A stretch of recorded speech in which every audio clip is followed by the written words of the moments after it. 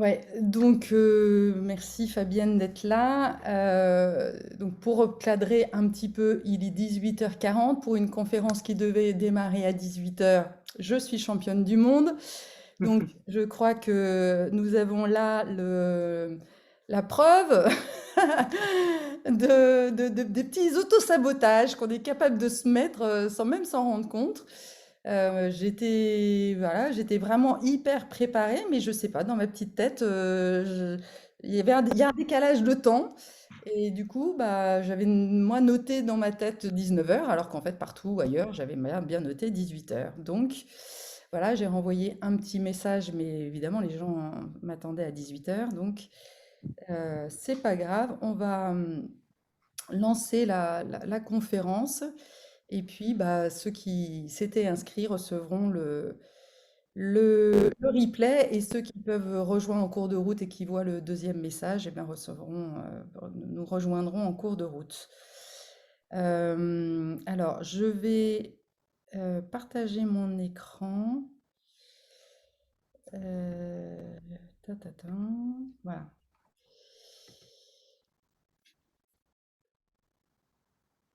Ok. Alors, je vais te demander si tu vois bien. Attends, tac, tac. Voilà. Est-ce que tu vois bien le PowerPoint? C'est bon? Oui, très bien. Ok.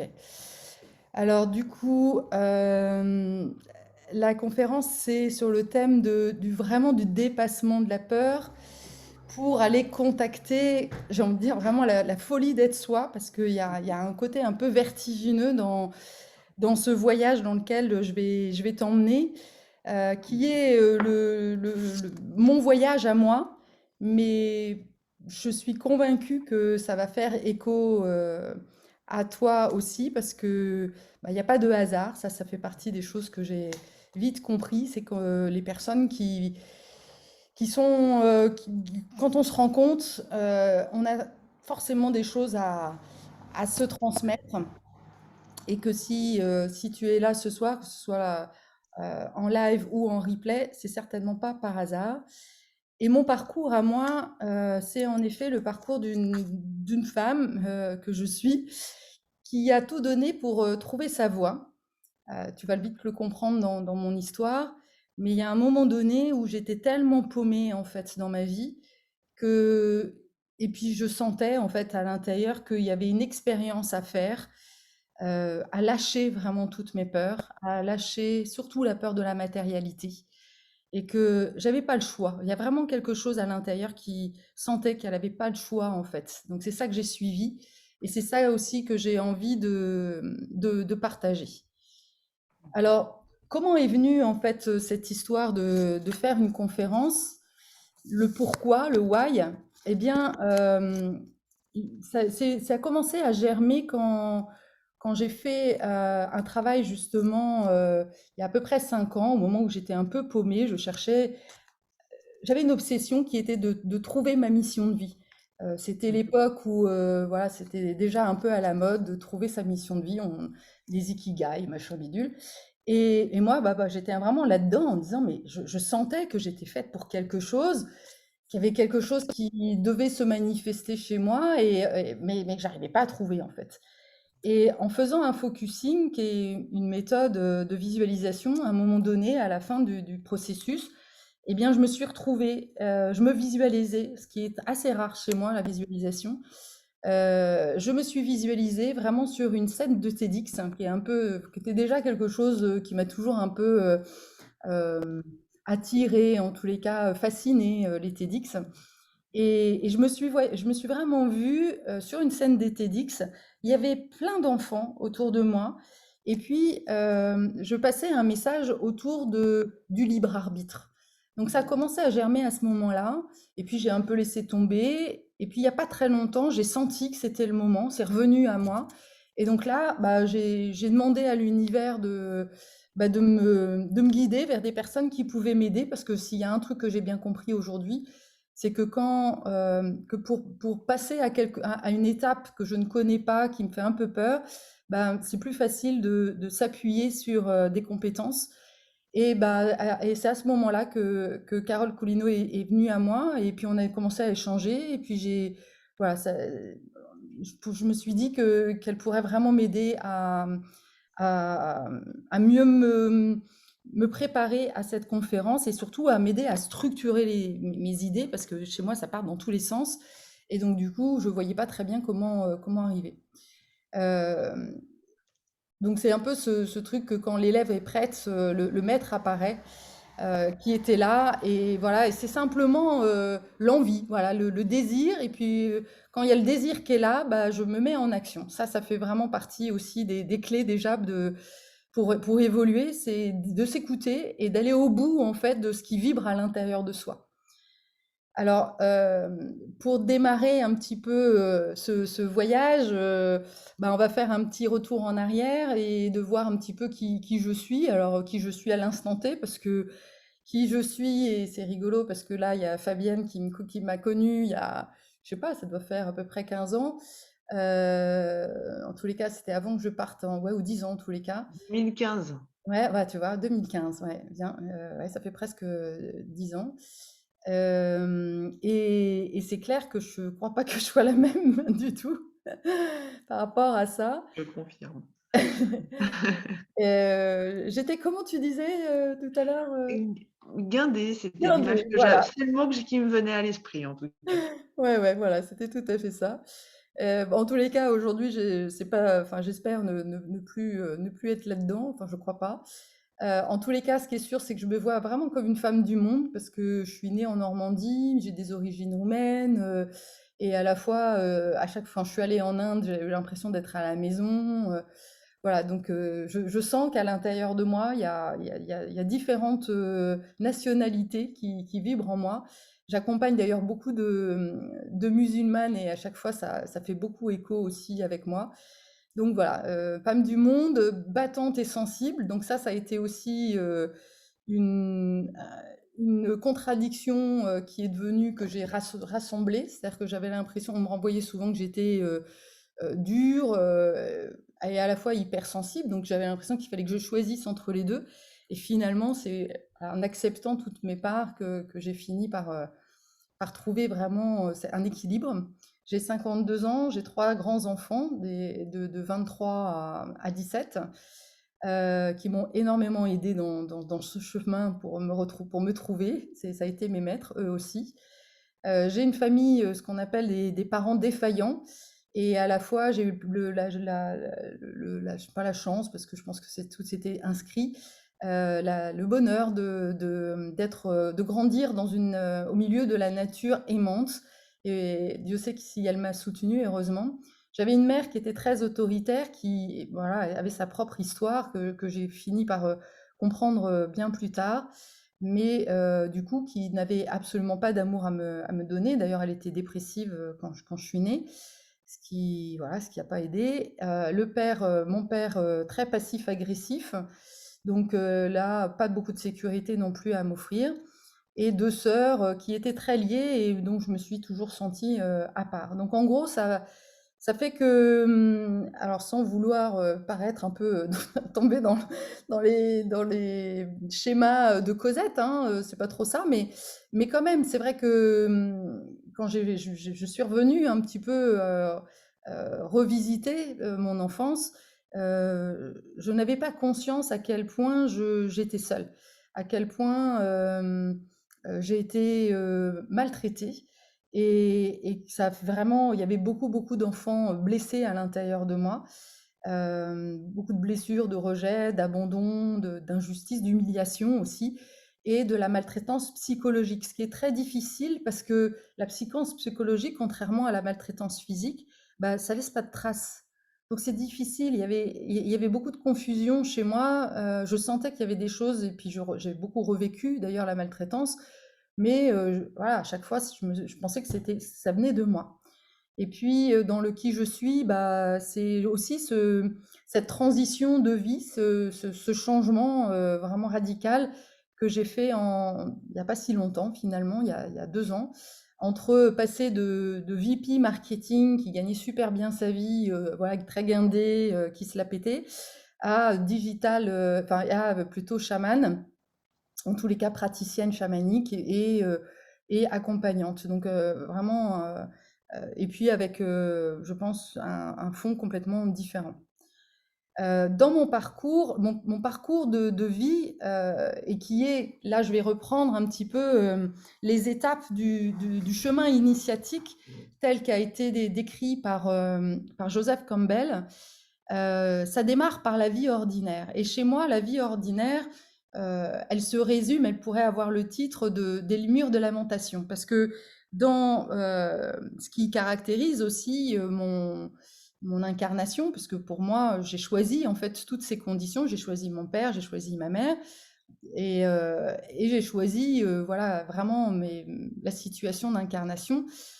J'ai choisi aussi de m'incarner dans une famille avec des origines juives. Donc, les juifs, mon grand-père était donc juif roumain, même s'il n'était pas pratiquant, c'était quelque chose qui était très, très présent, en fait, ce côté martyr, ce côté, voilà, nous, on a souffert. Et à la fois, quand j'ai lu les mémoires de mon grand-père, parce que ça fait partie des choses des cadeaux que mon grand-père nous a fait, c'est qu'il a écrit ses mémoires. Et quelque chose qu'il a écrit qui a vraiment résonné en moi, c'est que même s'il il est arrivé en France à 19 ans, il ne s'est jamais senti chez lui. Et ça, j'ai compris bien plus tard que, en tant que famille d'exilés, parce que moi je suis née en France, mais malgré tout, en étant de famille d'étrangers, eh bien, ça fait partie en fait de ce paradoxe, c'est on se sent ni juif, enfin, en tous les cas, voilà, moi c'est ni roumaine, je me suis jamais sentie roumaine, et à la fois, même si je suis née en France, bah, il y avait quelque chose où je me suis jamais vraiment sentie à la maison en fait. Il y avait quelque chose qui était où je me sentais pas comme les autres. Alors du coup, quand on se sent pas à la maison, et puis c'était le cas aussi dans ma famille, donc c'est comme si je reproduisais un petit peu quelque part l'histoire des Juifs, avec ce rejet justement, cette culpabilité. Donc quand on se sent rejeté, qu'est-ce que l'on fait? Eh ben, on suit un modèle. Et là, bah, j'ai suivi le modèle de mes parents. Même si j'étais de nature très rebelle quand j'étais petite, euh, je me souviens, mon père disait que souvent que j'étais une effrontée, que d'ailleurs, voilà, dès que je commençais à vouloir manifester mon désaccord, ben j'avais pas le droit à la parole. Tout de suite, c'était tais-toi, tout court. Et puis si je pleurais, c'était tout court. L'émotion avait vraiment pas sa place à la maison. Donc au fur et à mesure, bah, j'ai essayé de manifester mes désaccords, notamment avec ma mère aussi. J'ai le souvenir que à l'école, surtout au moment je sais pas, je devais être au collège, et on me demandait d'apprendre par cœur. Ma mère, j'étais pas une très très bonne une très bonne élève, même si j'avais des facilités, mais la notion d'effort, de faire des efforts, c'était vraiment pas mon truc. Et puis, bah, il y avait des matières qui me passionnaient, et puis d'autres, c'était vraiment l'horreur, quoi. Notamment l'histoire géo, et ma mère, je me souviens, me pompait l'air, pas pas d'autres mots, pour apprendre par cœur. Il fallait absolument apprendre par cœur, et elle voilà, me hurlait dessus. C'est comme la musique, il fallait absolument apprendre le solfège, etc. Et moi, je sentais que c'était complètement con d'apprendre par cœur, parce que tant que je comprenais pas, que ça avait pas de sens, voilà. Mais néanmoins, bah, quelque part, c'était ma figure d'autorité. Et il y a un moment donné où je crois qu'il y a une part de moi qui a lâché, qui a abandonné en fait, bah, mes résistances, parce que c'était trop difficile. Je me sentais trop toute seule au milieu de tout ça. Et donc, bah, je me suis j'ai dû faire un accord avec moi-même finalement de suivre le modèle, de dire bah ok, je vais réussir ma vie selon comme mes parents me le disent. Alors j'ai fait un diplôme, alors pas comme tout le monde quand même, parce que fallait quand même que je marque un peu ma différence. J'ai fait un IUT, mais finalement qui a abouti quand même à une école de commerce. Et puis je me suis mariée, parce que ça aussi, ça faisait partie des choses à cocher quand on est une femme. Comme par hasard, bah, j'ai pas trouvé mieux que de me marier avec le meilleur pote de ma sœur, tiens donc. Ça peut aider pour pouvoir avoir ce sentiment d'être un peu inclus dans la famille. Et puis bah voilà, j'ai commencé une carrière parce que voilà, c'était important d'avoir un statut social dans ma famille. Du côté de ma mère, ils étaient tous médecins. Du côté de mon père avait créé son entreprise.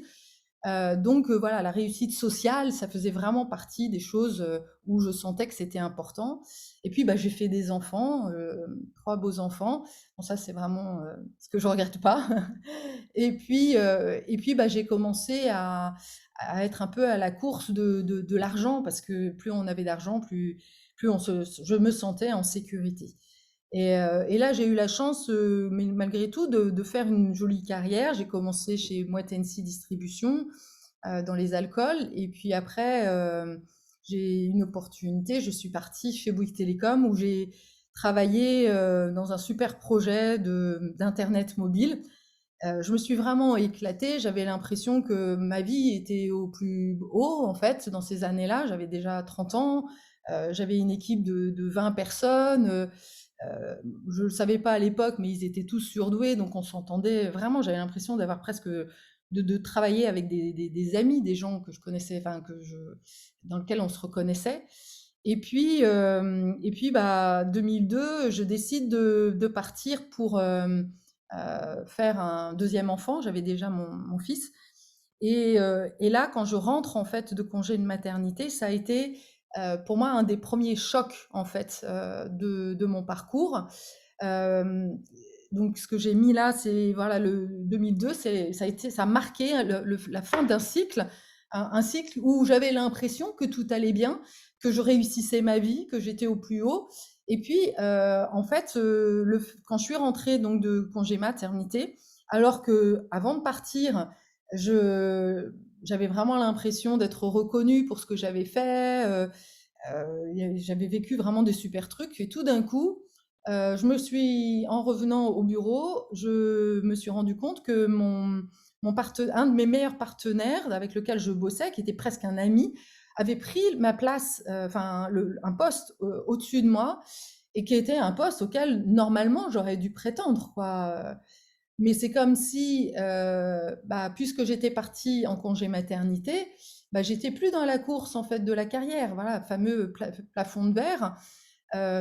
Et donc le pire en fait, c'est que sur le coup, c'est comme si j'avais reçu un coup de couteau, mais que j'étais même pas consciente de ce coup de couteau. Euh, Parce que voilà, il y avait quelque chose de presque de normal en fait, alors qu'en réalité rien n'était normal. J'aurais dû être en colère et cette colère-là, en fait, je m'en rendais pas compte, mais je me la suis renvoyée en fait. C'est-à-dire que je me suis dit, mais qu'est-ce que j'ai fait de mal? J'avais l'impression qu'il y avait quelque chose qu'on me punissait et je comprenais rien. Et là, j'ai commencé vraiment à faire une espèce de descente où j'avais le sentiment d'étouffer, que ma vie tout d'un coup prenait pas sens. Déjà, mon couple allait pas très fort. Et bon, mes enfants, je les adorais, mais ça suffisait pas pour moi. Et donc, le travail, pour moi, était vraiment le lieu où j'étais reconnue. Et tout d'un coup, bah, cette reconnaissance disparaissant, bah, qui suis-je? Qui suis-je si je ne suis pas reconnue dans mon boulot? Et à ce moment-là, j'étais aussi dans une phase, selon la process communication, qui est un modèle que j'ai beaucoup, sur lequel je me suis pas mal formée, qui est le type de personnalité de l'empathique.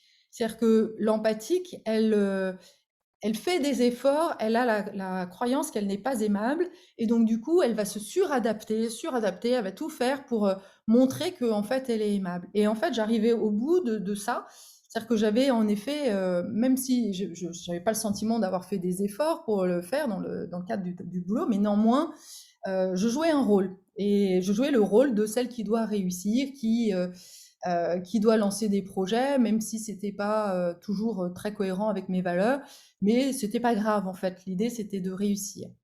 Et donc j'avais l'impression d'étouffer. Et à ce moment-là, eh bien, c'est à ce moment-là que a commencé un espèce d'appel, l'appel à l'aventure, l'appel d'autre chose. J'ai senti à l'intérieur de moi que il y avait autre chose, qu'il fallait qu'il y ait quelque chose qui change en fait dans ma vie. Et comment transformer une contrainte en opportunité? j'avais là vraiment ce sentiment d'être mis dans un placard, même si je comprenais pas trop pourquoi, et a commencé à germer en moi. Et si on partait en expatriation? Je pense qu'à l'époque, je devais avoir des amis qui avaient déjà fait cette expérience-là, et je me suis dit, et pourquoi pas nous? Mon ex-mari était dans une entreprise internationale, donc je me disais, bah ouais, pourquoi pas quoi, ça peut peut-être le faire. Ouais. Et en fait, maintenant, je sais que je suis née sous le signe du changement. Alors, comment je sais ça? Il suffit pour ça de regarder ta date de naissance. Si tu veux savoir si toi aussi tu es né sous le signe du changement, si ton chemin de vie est un peu équivalent au mien, je t'invite à assembler, en fait, à additionner tous les chiffres de ta naissance. Ta date de ton jour de naissance, Alors le 15, chez moi c'est le 15 1978. Et le mois aussi? oui, le mois aussi, ouais. Donc, t'es né Alors le 15 septembre, donc 15-9. donc, alors, si c'est le 15-9, tu fais non pas le 15, mais 1. Comme ça, les autres, faut ça servir. Le 1 plus 5 1, plus 9 plus 1970. 10, 18, Donc 32. 32. 32, donc tu es le même numéro que moi. Donc 32, ça fait 5. Bravo, bingo, tu es dedans. Donc, quand on est né sous le nid de changement, et ça peut être le cas aussi s'il y a des 5 dans ta date de naissance, par exemple. Dès qu'il y a des 5 quelque part, c'est que quelque part, il y a cette énergie. Et chez les hauts potentiels ou chez les hypersensibles, c'est souvent, on retrouve souvent ce 5 en fait. Qu'est-ce que Ok. ça veut dire? Ça veut dire déjà qu'il y a un très grand feu à l'intérieur de toi, une forte énergie. Alors, comme le feu dans les éléments, eh bien, le feu, il peut être très réchauffant, très créateur, mais il peut aussi être destructeur.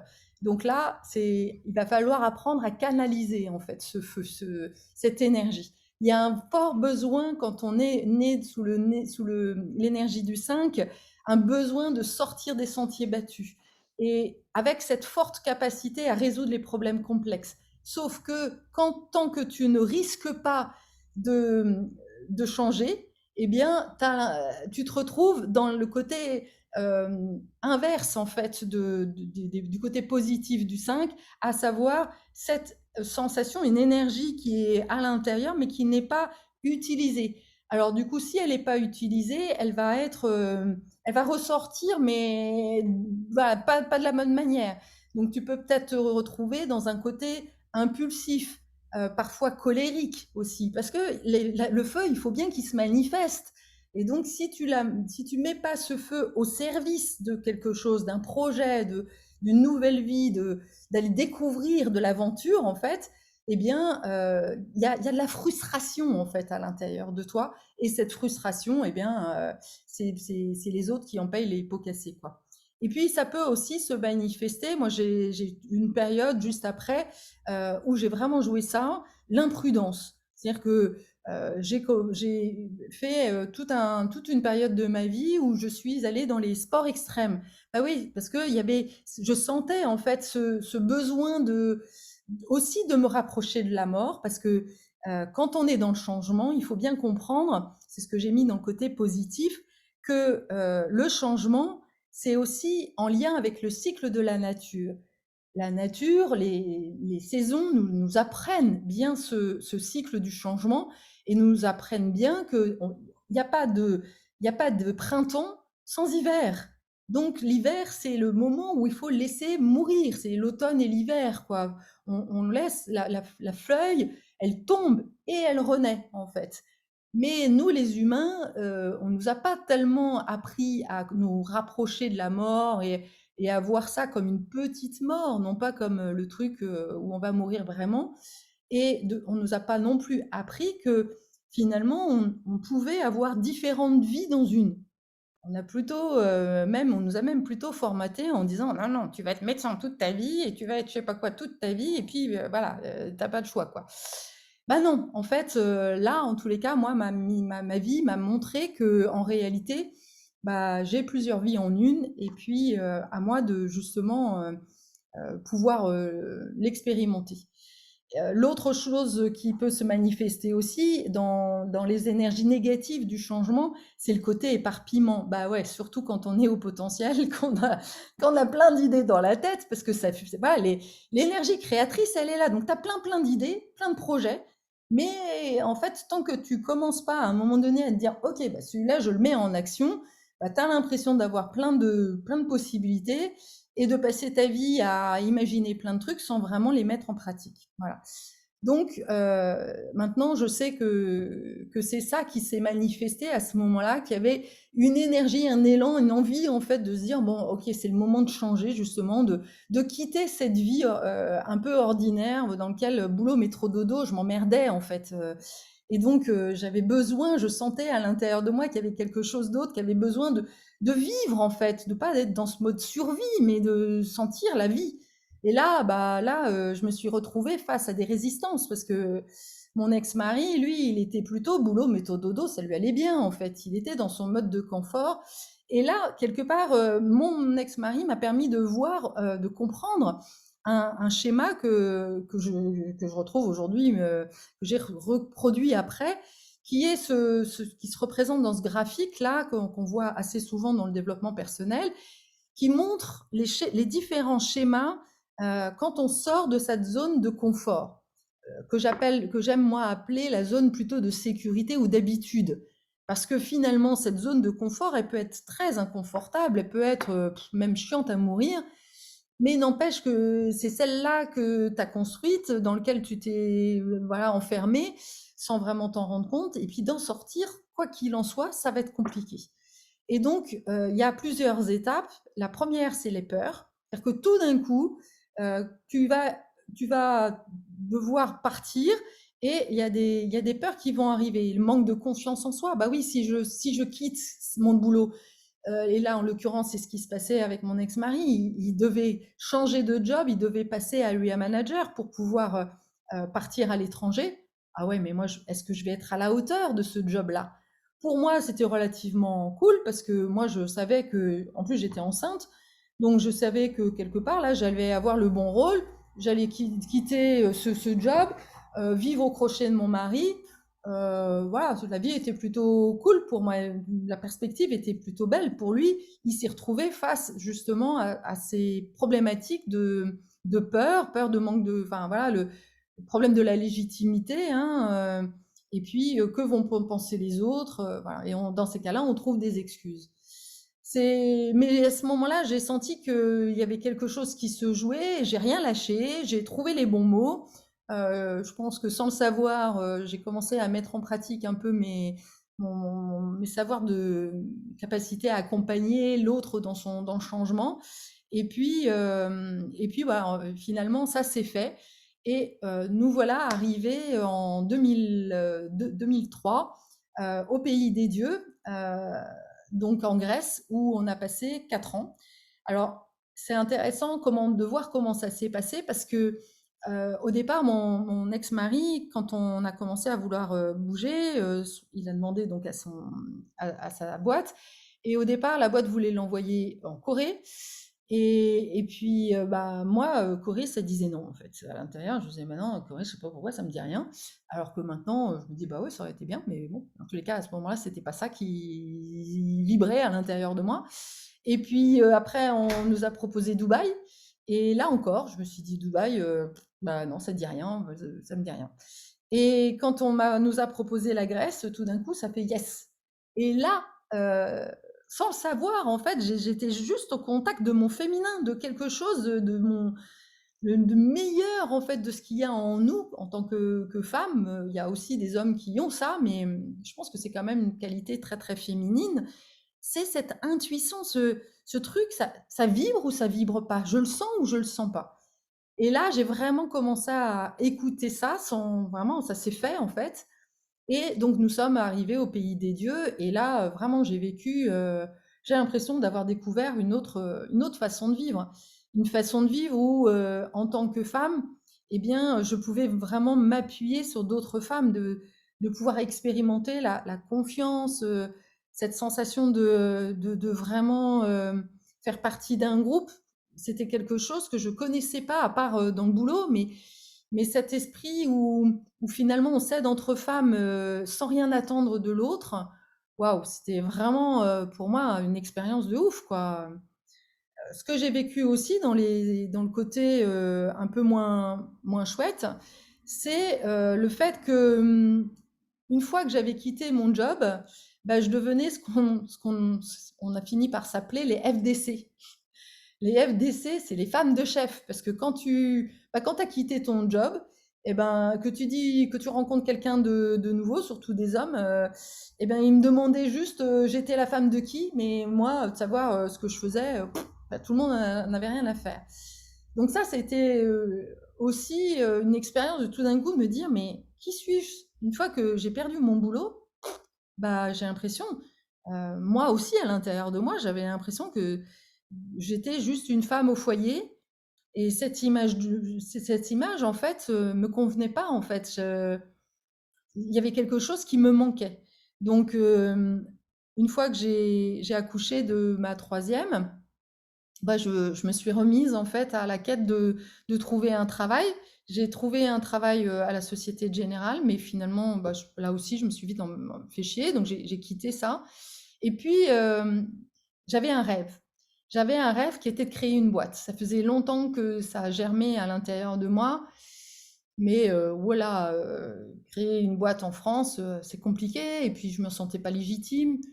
Et puis bah là, je me suis dit pourquoi pas.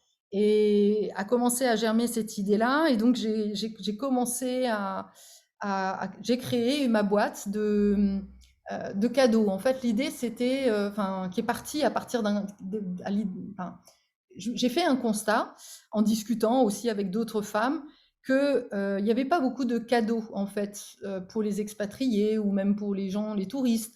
Euh, Quand on regardait les articles en Grèce, c'était des trucs un peu kitsch.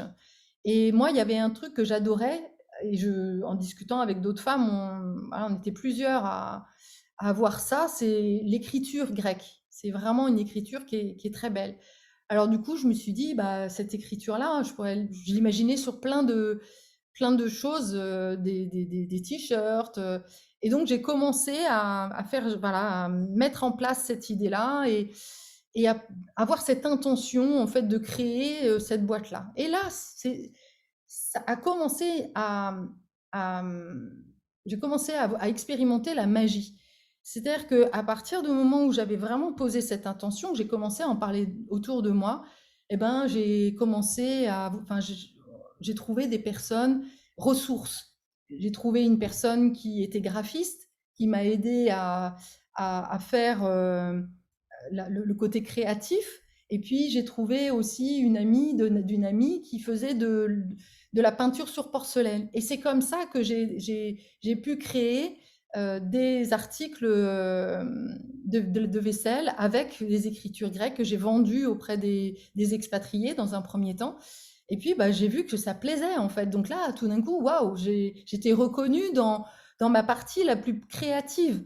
Mais la raison pour laquelle j'avais réussi à faire tout ce chemin-là et à me faire confiance, c'est aussi parce que j'étais avec des femmes. J'avais notamment une amie qui croyait en moi, qui m'avait soutenue et qui me voilà.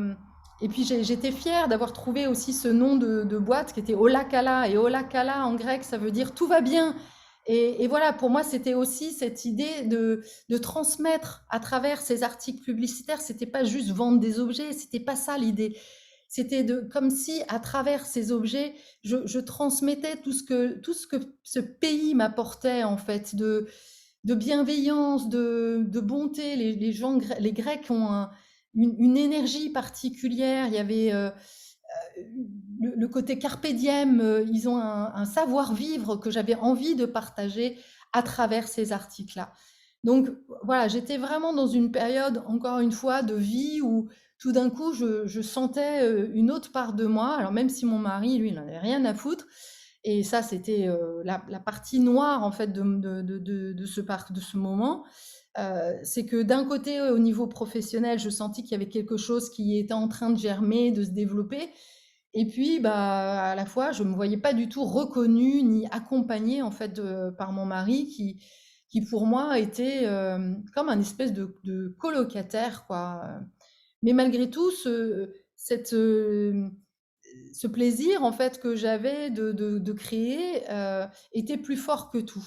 Jusqu'à ce que, bah, en fait, il y a eu un espèce de revirement très brutal au moment où j'étais en train de me poser la question, ok, est-ce que j'y vais, est-ce que je me lance vraiment? Parce que là, j'avais fait juste des petits échantillons et en fait, bah là, il fallait que je décide de passer à un côté industriel et tout d'un coup, bam, j'avais l'impression de nouveau que ma vie était en train de s'écrouler, comme si j'avais un prix à payer et que tout d'un coup, il y avait la trahison qui revenait en pleine tronche. Ce que j'ai vécu à ce moment-là, c'est vraiment une sensation de perdre pied. Euh, C'était la fin de l'illusion, parce que s'il y avait bien une chose dont j'étais mais convaincue à ce moment-là, c'est que mon mari ne me quitterait jamais.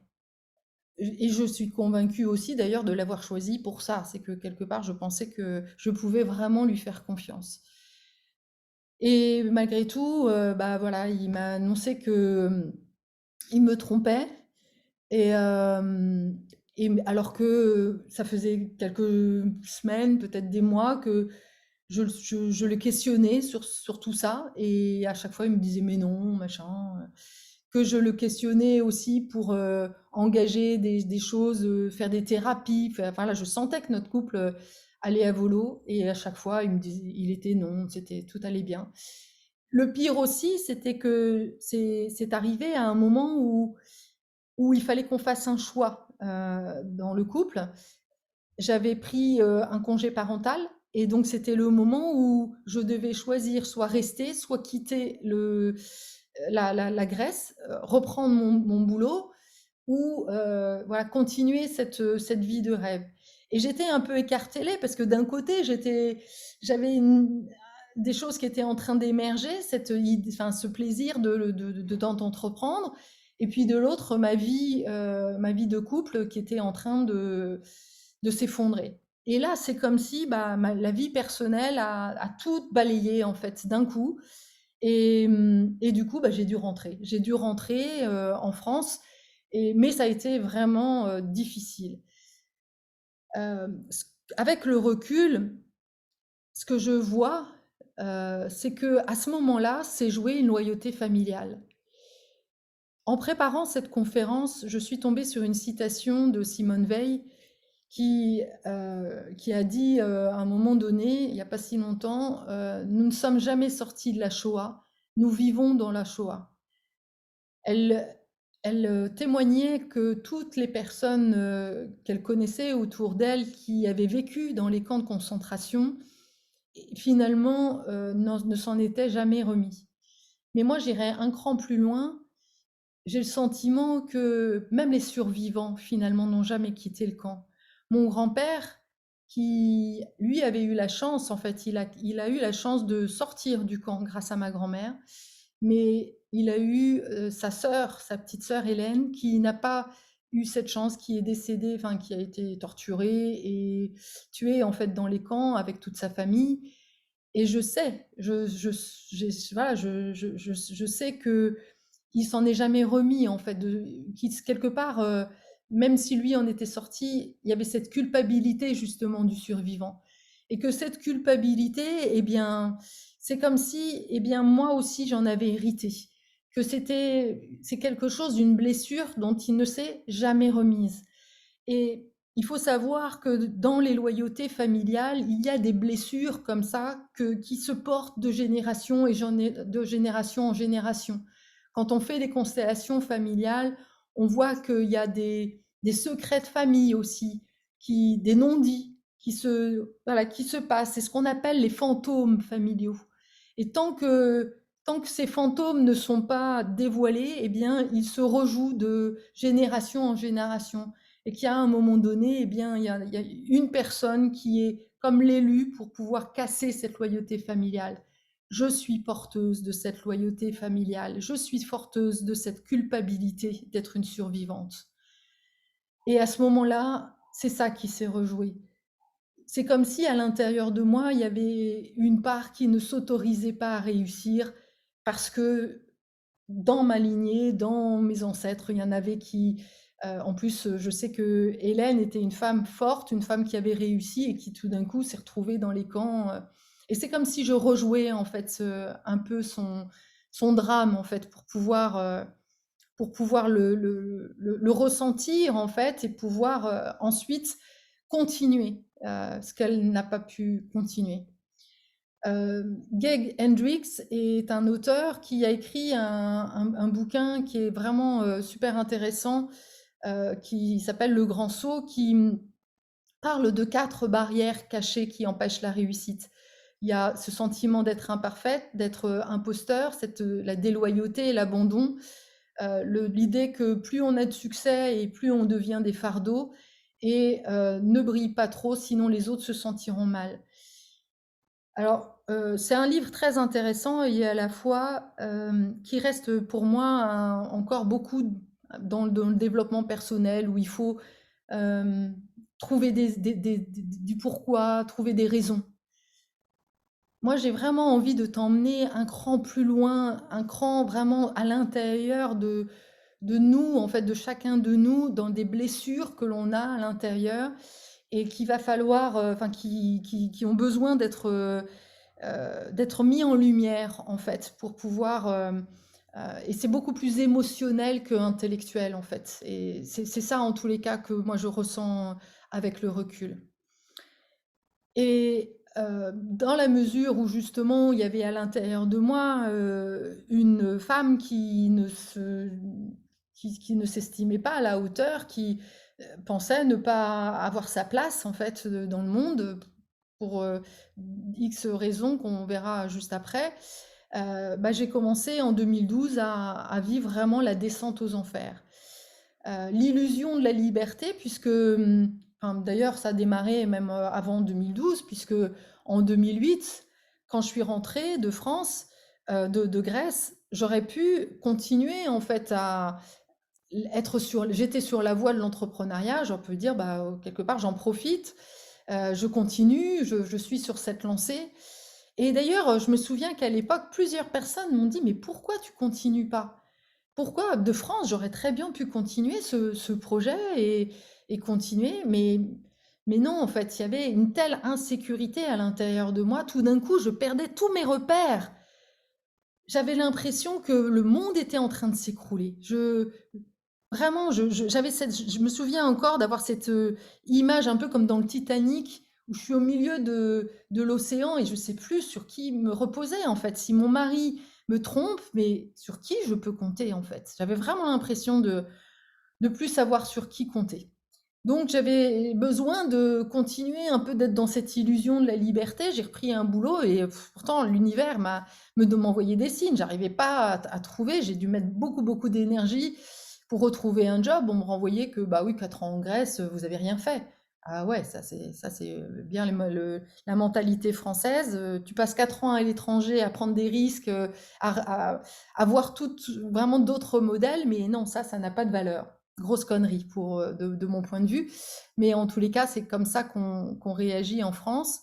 Et moi, voilà, quelque part, j'étais une mendiante, en fait, mendiante de sécurité, mendiante de dites-moi que j'ai ma place, en fait. Et puis, bah, ça s'est joué aussi au niveau personnel. Bah ouais, je me suis inscrite sur les sites de rencontres et là, il y avait vraiment une grande mendiante de l'amour qui était là en train de croire à chaque fois que je rencontrais un homme que cette fois-ci c'était le bon et parce que à l'intérieur de moi il y avait une femme qui pensait et ça fait partie des archétypes de notre inconscient collectif. Je pense qu'il faut vraiment qu'on ait conscience de ça. Enfin, en tous les cas, moi j'en ai vraiment pris conscience à ce moment-là que même si intellectuellement, de manière consciente, je me dis mais non, une femme peut très bien vivre toute seule. Quand j'étais confrontée à ça, que je me suis retrouvée vraiment toute seule, bah, je voyais bien qu'il y avait une femme qui avait le sentiment que sans homme, elle n'était rien. Que j'avais besoin du retour d'un homme, de sentir cette sécurité, puis tant qu'à faire qu'il gagne de l'argent, parce que sinon, à quoi bon? et j'avais vraiment cette croyance que l'homme allait à m'apporter cette sécurité. Mais bah, quand on ne sait pas ce que tu dois vivre, la vie t'emmène encore plus dans tes profondeurs. Donc, comme je comprenais pas, eh bien, en 2009, j'ai été confrontée à la mort de très proches parce que j'ai perdu un ami, un- celui qui m'avait vraiment aidé au moment où je suis arrivée de Grèce, qui a été mon premier amant, mon premier amour. Mais là encore, j'étais pas prête à recevoir tout ce qu'il pouvait me donner. Et il est décédé en 2009 d'un accident subit et ça a été un choc pour moi. Là encore, je comprenais pas. C'est comme si toutes les personnes ressources disparaissaient au fur et à mesure. Et voilà, je ressens encore vraiment cette sensation de plus savoir sur quoi je peux me reposer en fait. 2009, cancer. Waouh, le choc. Alors que moi, j'avais l'impression que j'avais eu juste parce que j'ai eu une invagination, donc une intervention chirurgicale. Et puis moi, voilà, je me vois sortir de l'hôpital. J'avais l'impression que ça y est, j'étais reconnectée à mes émotions, que j'avais vraiment visualisé, puisque je faisais de la thérapie à ce moment-là, que on m'avait retiré 30 centimètres d'intestin et que toute cette partie-là, c'était tout le négatif que j'avais viré. Donc, j'avais une visualisation très claire, en fait, de cette intervention. Et une semaine plus tard, eh bien, je me retrouve dans le bureau du chirurgien qui m'annonce qu'ils ont fait une biopsie et que, en fait, non, c'était pas juste une intervention bénigne et que derrière, il y avait des cellules cancéreuses, que j'avais un lymphome et qu'il fallait que je parte en chimio. Et donc, voilà, encore une fois, j'avais l'impression que tout s'écroulait, quoi. Et les personnes qui, je pensais pouvoir encore me soutenir à ce moment-là, ma famille, moi j'étais avec 3 enfants à charge. Alors le père, lui, donc n'en parlons pas, hein, la seule chose qu'il ait pu me dire, il habitait Dubaï à ce moment-là, il était toujours avec sa chérie. Et la seule chose qu'il m'est proposée, eh bien, c'est d'emmener mes enfants chez sa mère.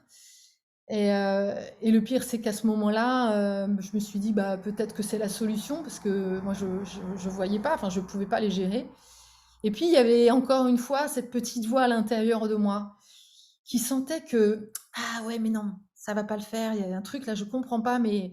Et donc, j'appelle ma psy, je lui explique, et elle me dit, mais Carole, réfléchissez. Qu'est-ce que vous allez faire si vous emmenez, enfin, si vos enfants partent? Et tout d'un coup, ça a été waouh, le choc. Mais oui, je rejoue exactement l'histoire de ma mère. Ma mère qui était dépressive et pendant très longtemps, j'ai cru que ma mère avait été à l'hôpital et que moi, j'avais été, dès la naissance, en fait, séparée de ma mère chez ma grand-mère. Et là, c'est comme si je rejouais ça et ça, c'était pas possible. Donc j'ai décidé de garder mes enfants près de moi et là, de nouveau, j'ai revécu cette sororité, cette solidarité féminine. Euh, j'ai eu des femmes, des amis qui ont pris mes enfants. J'ai même eu une femme que je venais de connaître alors que j'étais chez Generali. Vraiment, ça faisait quelques semaines et en fait, très naturellement, elle m'a proposé de garder ma fille. Et voilà, et ça a été vraiment le beau côté parce que mes sœurs, ma mère, ma famille, j'avais personne en fait. Donc, je me sentais très seule. Mais là encore, ce qui est vraiment incroyable, c'est que dans chacune de ces épreuves, j'ai vécu à la fois le pire. C'est comme si je voyais, on me donnait à voir en fait de me sortir de l'illusion que je pouvais compter sur ma famille. Ok, ça c'est fait. Je vois en fait que en fait dans les moments les pires, ma famille n'est pas là. Ok, donc ça, je suis plus dans cette illusion là. Et à la fois j'ai le meilleur que bah oui j'ai des femmes sur qui compter. Et puis la vie avait fait que j'avais pris la décision d'acheter un appartement à ce moment-là et que je me retrouvais en congé donc de convalescence, à complètement refaire mon appartement, au même moment que j'étais en train de refaire mon intérieur. L'appartement, la maison, c'est très symbolique, c'est la symbolique du corps. Eh bien, c'est comme si, voilà, au même moment, je refaisais mon corps et mon appartement en même temps. Et en plus, je suis tombée, un peu par hasard, mais je ne crois pas au hasard, sur un architecte qui était aussi un espèce de guide spirituel, qui avait aussi vécu un peu un revirement comme ça, qui avait aussi vécu la maladie. Et voilà, et il a commencé à me guider un petit peu dans cette vision, dans cette compréhension plus spirituelle. Et, euh, et donc voilà, j'ai eu finalement la chance d'avoir tout le loisir de me consacrer à mon appartement et petit à petit de me reconstruire. C'est aussi le moment où j'ai découvert la danse libre, un peu par hasard, là encore, en discutant avec une nana qui me parle d'un stage.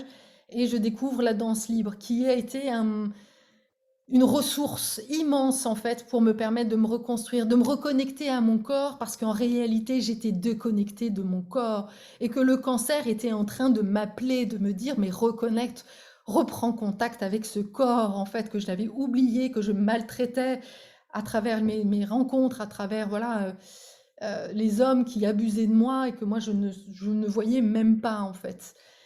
Et, et donc, en 2011, j'ai perdu ma mère. Là aussi, il y aurait de quoi raconter parce que j'ai eu comme une espèce d'évidence, alors qu'elle était déjà depuis plusieurs jours à l'hôpital. Et un jour, j'ai senti qu'il fallait que j'y aille. Et je me suis retrouvée à faire 300 bornes pour aller à l'hôpital. Et c'était voilà, c'était sa dernière nuit.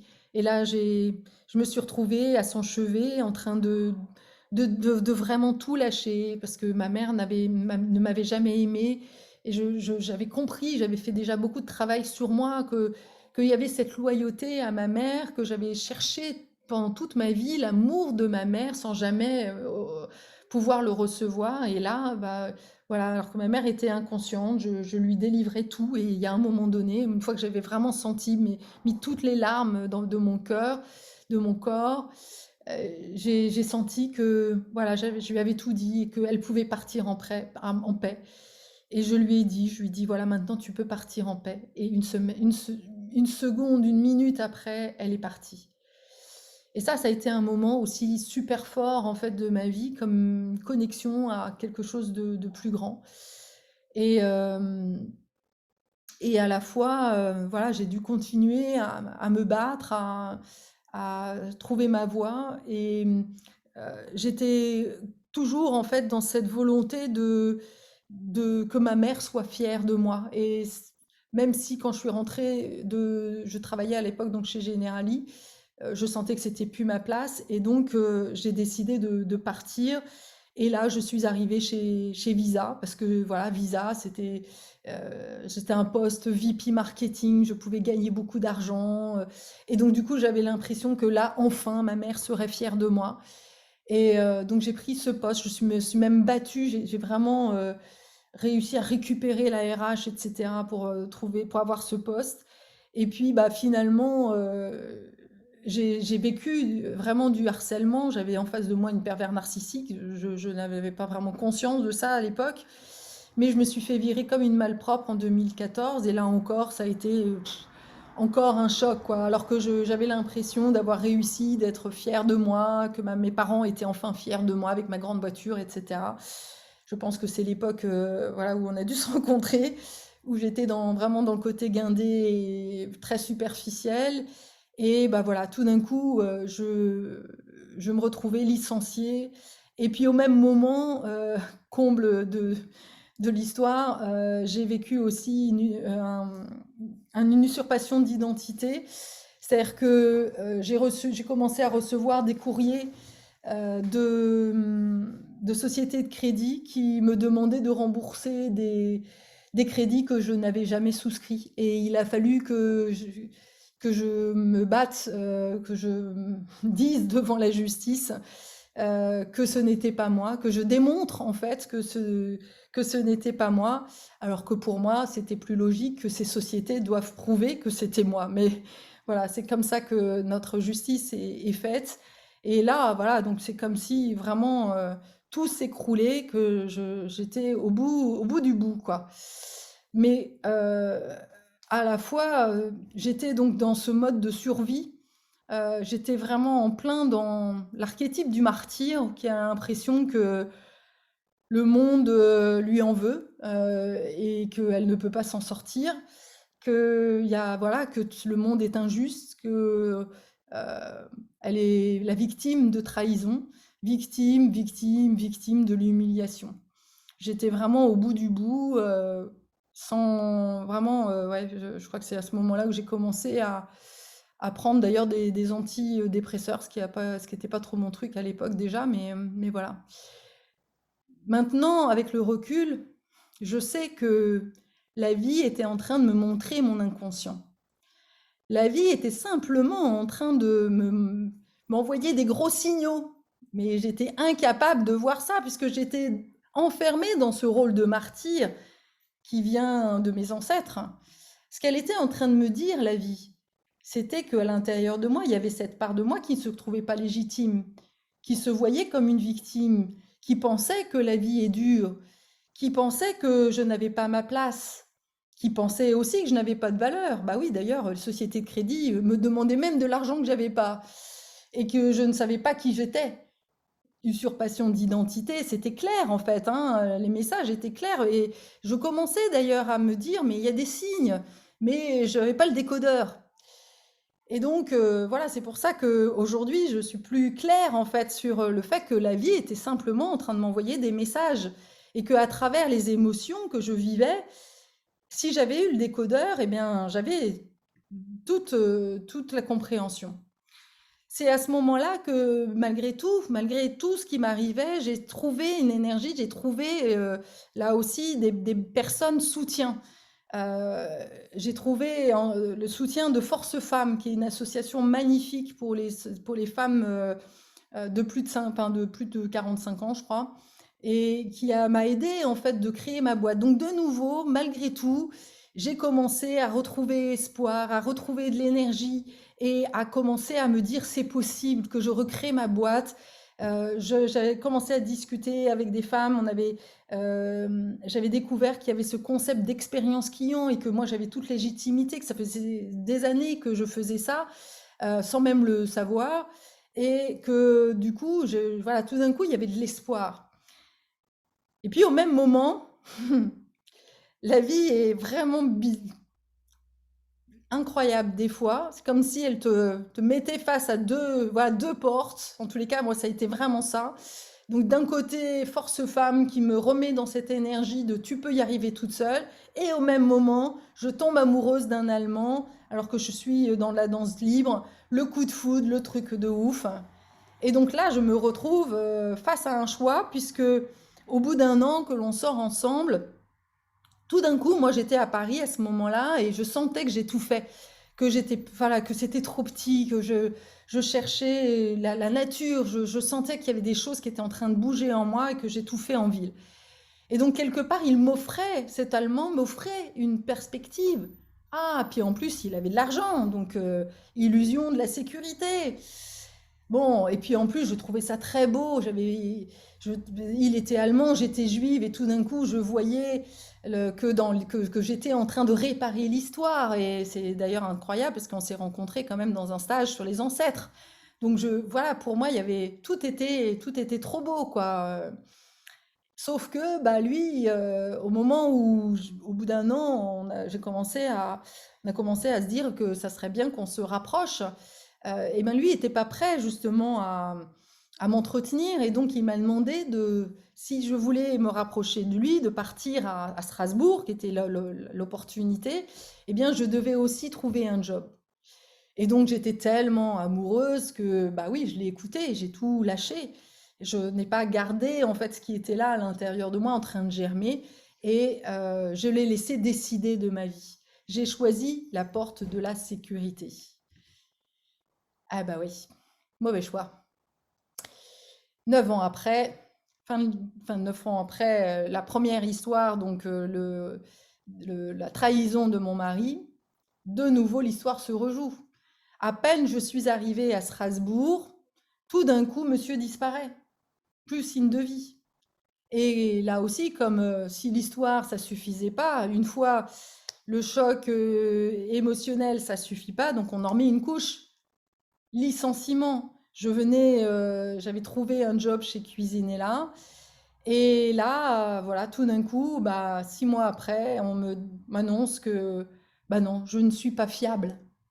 Je ne suis pas fiable parce que j'ai osé euh, être en ouverture et essayer de co-construire des idées avec les concessionnaires dont on disait qu'ils étaient des partenaires. Ah oui, sauf que en fait, ça, il fallait pas dire. Mais sauf que quand moi, on me dit qu'on est en confiance, bah, je joue la confiance et ça me semblait bien d'ailleurs.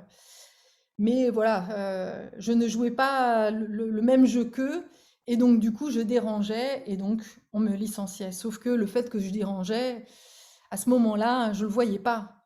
Tout ce que j'ai vu, c'est que voilà, de nouveau, les bras m'en tombaient, quoi. J'avais l'impression que le sol s'écroulait et j'avais l'impression que vraiment, je me dis: «Mais qu'est-ce que j'ai fait au bon Dieu, quoi? Qu'est-ce qui se passe, quoi?» En plus, bah, vu que j'avais fait que 6 mois, j'avais que 6 mois de droit au chômage. Et au même moment, ma meilleure amie me lâche. Donc, je me retrouve au bout d'un an, vraiment à me dire, mais je dois comprendre. Et donc, ce que j'ai fait déjà, la première des choses que j'avais faites au moment où je me suis fait licencier, euh, j'ai demandé à des amis, parce que je sentais qu'il y avait quelque chose qu'il fallait que je comprenne. Et donc là, j'ai trouvé un ami qui était coach, qui m'a dit, envoie un questionnaire. Envoie un questionnaire aux gens qui t'ont vu dans l'entreprise. Je lui dis, ok, envoie un questionnaire, mais questionnaire, qu'est-ce que je vais leur raconter? Qu'est-ce que je vais leur demander? Et puis au bout d'un moment, voilà, là aussi, j'ai lâché toutes les questions qui commençaient à fuser, puis je me suis dit, ok, je vais faire au plus simple. Première question, comment vous m'avez trouvé au début de l'entreprise, quand je suis arrivée? Deuxième question, comment vous m'avez vu, comment vous m'avez senti à la fin? Et quels conseils vous me donneriez? Et là, ça a été waouh, le choc. Le choc, parce que je ne voyais pas que je ne voyais pas. Je ne voyais pas justement cette femme maltraitante, cette femme arrogante, cette femme guindée, comme tu disais, Fabienne, cette femme qui était tellement convaincue qu'elle avait raison, qui avait tellement convaincu qu'elle voyait cette maltraitance à l'extérieur des vendeurs envers les consommateurs et qui avait tellement envie de sauver justement les consommateurs de ces méchants vendeurs que en fait je n'étais plus du tout en contact avec les gens de l'entreprise, que je les prenais pour des bourreaux. Alors évidemment, ils ne pouvaient pas m'entendre et que quelque part, le fait que je sois licenciée, c'était de ma responsabilité.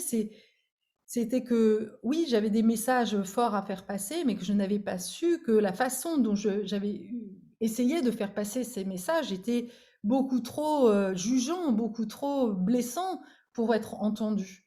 Et tout d'un coup, je voyais une part de moi, mais que je ne connaissais pas. Et donc, je sentais que là, j'étais à un croisement, qu'il fallait que je comprenne, qu'il y avait des choses à l'intérieur de moi qui me manipulaient et que je ne savais vraiment pas qui j'étais. Et là, je me suis aussi retrouvée face à la honte, la plus grande honte de ma vie, à savoir que je n'avais plus un rond et que mon père, qui avait beaucoup d'argent, n'était pas prêt à m'aider. Et là aussi, même s'il y avait beaucoup de colère, j'étais accompagnée par une coach qui m'a fait voir que peut-être que derrière cette sensation que j'avais que mon père m'aidait pas, il y avait peut-être un message que je devais me débrouiller toute seule, que je devais prendre les rênes de ma vie et arrêter en fait d'attendre que les choses arrivent de l'extérieur. Et donc du coup, j'ai décidé de vendre ma maison, même si ça a été très compliqué parce que ma fille qui à l'époque était en train de passer le bac me renvoyait que j'étais une méchante mère, une mauvaise mère parce que je n'arrivais pas à faire en sorte qu'elle soit dans un environnement de sécurité pour passer son bac. Et tout simplement la honte de devoir vendre ma maison alors que j'avais été si fière, il fallait que je quitte tout en fait. Et donc là, voilà, j'ai quitté et à la fois j'ai tout trouvé à ce moment-là. J'ai de nouveau vécu une espèce de magie et j'ai trouvé la solution, la compréhension. Tout d'un coup, je vivais la troisième étape en fait du parcours initiatique qui est la résolution. Et la résolution, je la résume avec une seule phrase qui est moi d'abord. C'est en effet en vraiment partant à la recherche de qui j'étais, à décider non plus d'aller chercher les réponses à l'extérieur, mais d'aller à l'intérieur de moi, de voir que j'étais ma propre muse, euh, que, que j'ai découvert, enfin, que j'ai commencé à sortir du noir en fait, et à voir que oui, j'étais peut-être un signe, mais un signe un peu différent, ce signe noir en fait, qui symbolise aussi pour moi toutes mes parts d'ombre dont j'ai dû sur lesquelles j'ai dû mettre de la lumière en fait, et pour devenir un peu ma propre mère, mon propre père, m'aimer avec toutes ces parts de moi, justement, pour commencer un peu à, à voir vraiment qui j'étais et à écouter aussi mon intuition pour choisir mon guide. C'est assez drôle parce qu'à ce moment-là, bon, j'avais déjà entendu parler d'un outil qui s'appelle le Festen et j'ai senti qu'à ce moment-là, il fallait que je fasse ce travail de Festen. Et quand tu vas sur le Festen, tu as plusieurs accompagnants et j'ai commencé à regarder. C'est comme si je me voyais faire, entendre, regarder toutes les femmes, me dire oui, tiens, celle-là, elle serait sympa, etc. Et tout d'un coup, c'est comme si j'avais une petite voix à l'intérieur de moi qui me disait ouais, non, mais les femmes, ok, tu connais. Si tu veux aller vraiment à la rencontre de toi-même et aller te confonder à des parts qui sont inconfortables, eh ben choisis un mec, choisis un homme. Et c'est ce que j'ai fait. Et voilà, j'ai fait le Festen, mais comme le Festen n'a pas été suffisant, voilà, j'ai fait plein d'autres coachings derrière et j'ai investi voilà, plus de 20 000 euros, mais qui étaient nécessaires pour moi pour aller vraiment découvrir qui j'étais. Ce que j'ai vu aussi, c'est mes blessures. C'est le fait qu'il y avait à l'intérieur de moi une âme qui avait vécu un espèce de refus d'incarnation. Tellement justement ce que j'allais vivre était difficile.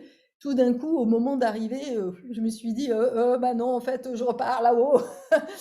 Donc, en fait, il y avait une part de mon âme qui était complètement dans les étoiles, azimuté et que du coup, j'avais beaucoup de mal à être vraiment et que c'était mon chemin de vie que de vivre ces problèmes très matériels pour vraiment être incarné sur Terre, mais autrement en fait.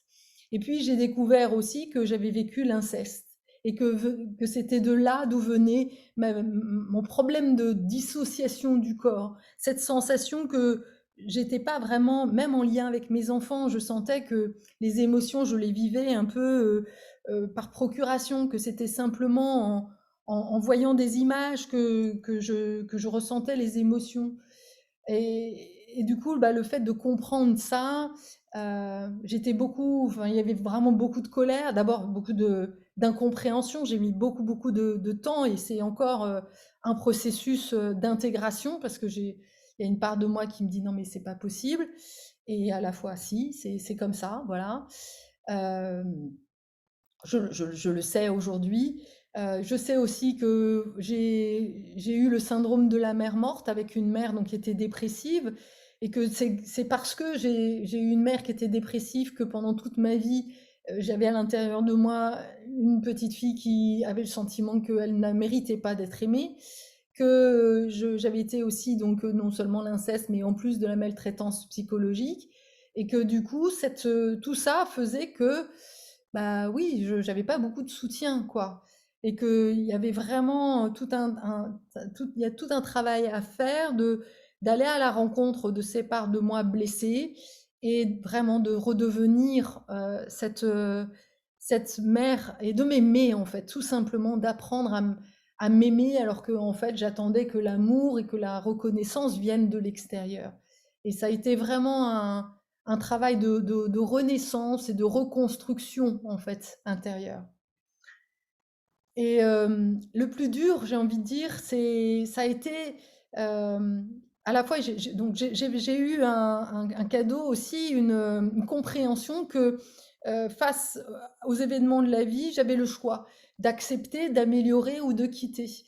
Jusqu'à présent, j'avais plutôt utilisé le accepter, c'est-à-dire voilà, j'acceptais qu'on me maltraitait, j'acceptais d'être humiliée, j'acceptais que les entreprises me rejettent comme ça, me jettent sans, sans être dans, enfin sans, ouais, en m'humiliant en fait. J'essayais d'améliorer à chaque fois, d'être dans ce combat, etc. Mais j'avais jamais appris vraiment à quitter de manière volontaire. J'attendais toujours que ça soit les autres en fait qui quittent le licenciement, le mec, voilà, mes compagnons, c'était rarement moi en fait qui quittais. Et donc, j'ai dû apprendre en m'aimant. Quelque part, ça s'est fait naturellement, puisque tout d'un coup, à l'intérieur de moi, je voyais cet arbre de vie qui commençait à fleurir et je commençais à voir la beauté à l'intérieur de moi. J'ai aussi appris à dire stop à la maltraitance et de sentir, oui, que je suis cet arbre de vie et à commencer à encoder et à honorer en fait la divinité de mon humanité, à vraiment avoir une vision beaucoup plus spirituelle. J'ai compris à ce moment-là, mais parce qu'on me l'a enseigné, et quelque part, ça m'a semblé juste une évidence que j'avais choisi en fait cette incarnation, que c'était un choix de mon âme, et que si mon âme avait choisi tout ça, c'est que justement elle était là aussi pour faire cette expérience de prendre son pied, de redevenir un enfant comme dans un jardin d'enfants, de faire l'expérience du pardon, de la compassion.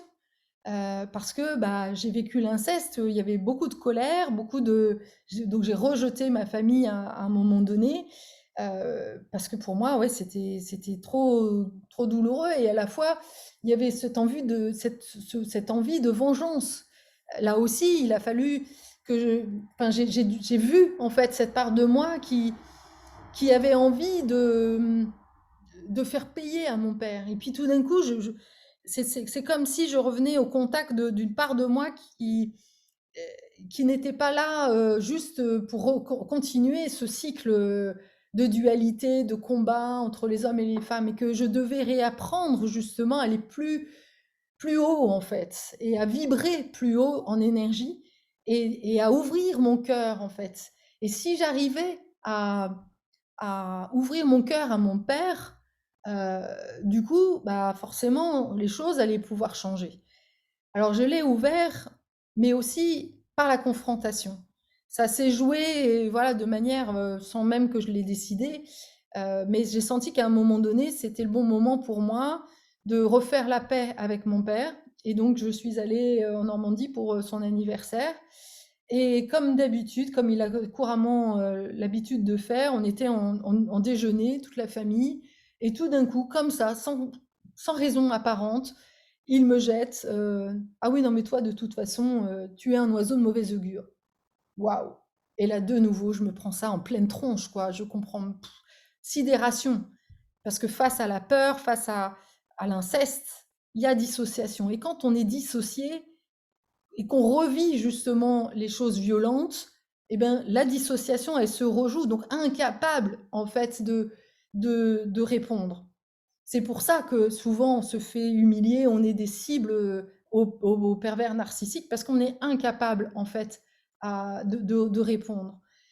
Et donc là, tout d'un coup, grâce au travail que je faisais, j'ai juste pu dire, mais papa, enfin, désolé d'exister.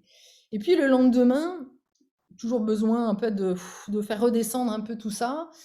J'avais réfléchi un peu, et le lendemain matin, je me suis retrouvée face à mon père, au petit déjeuner. Mon père, comme d'habitude, je me souviens de rien, tout va bien. Comment ça va? Et là, je dis, bah non, ça va pas. Il me dit, mais comment ça va pas? Je lui dis, bah non, ce qui s'est passé hier, je l'ai pas digéré.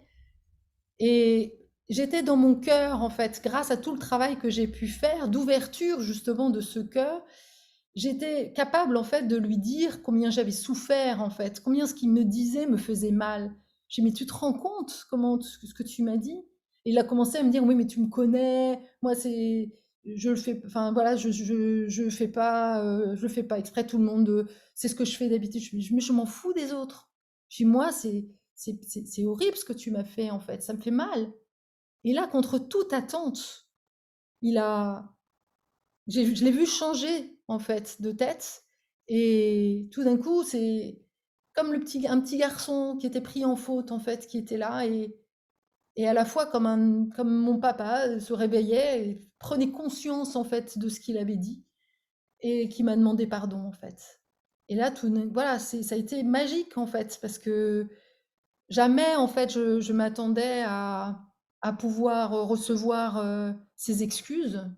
Alors bon, on n'en est pas à avoir les excuses de l'inceste parce que je pense qu'il n'a absolument pas conscience, plus de souvenirs. Donc voilà, j'ai lâché ça. Et je lui pardonne parce que je sais aussi qu'il a fait de son mieux, parce que j'ai compris que lui aussi avait vécu l'inceste et qu'il n'avait pas pu euh, éviter de reproduire en fait. Et c'est ce que l'on fait si on ne fait pas un énorme travail sur soi, c'est que on reproduit les maltraitances sans même s'en rendre compte en fait.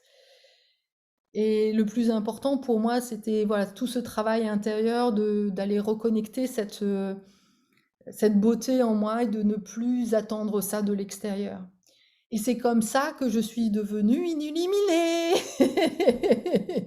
Que tout d'un coup, bah, en faisant tout ce travail et toutes ces guérisons, en fait, et puis aussi parce que j'ai fait beaucoup, beaucoup de travail, de formation, eh bien, j'ai commencé à voir la vie comme un jeu vidéo où je suis bousculée, où je suis face à des épreuves.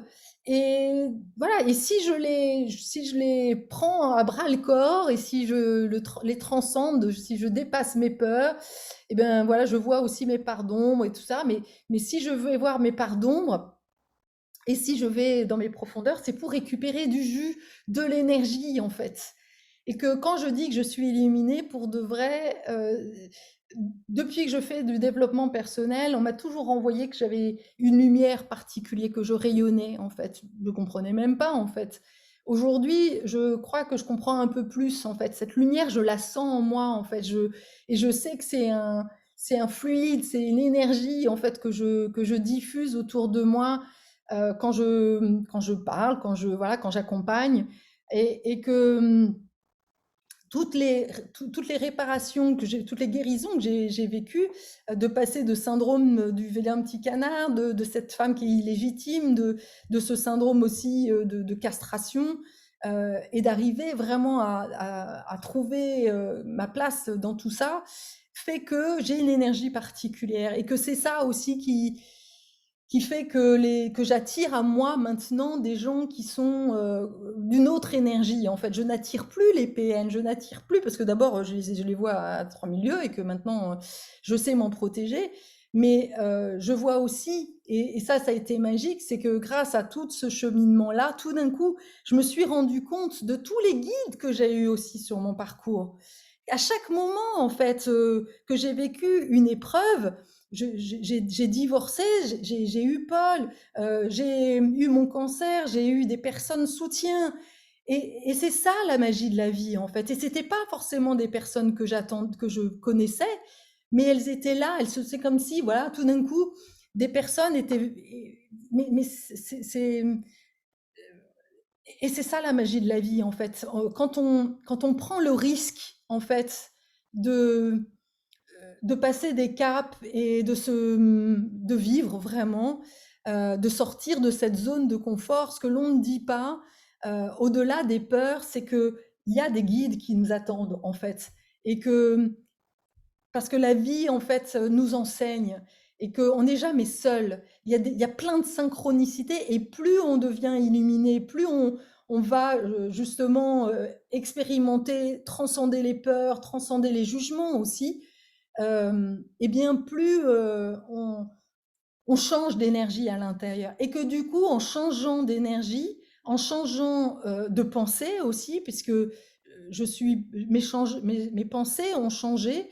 Du coup, si mes pensées changent, du coup, mon comportement va changer et du coup, mes émotions vont changer et ma vie change. Mais ça passe par les pensées.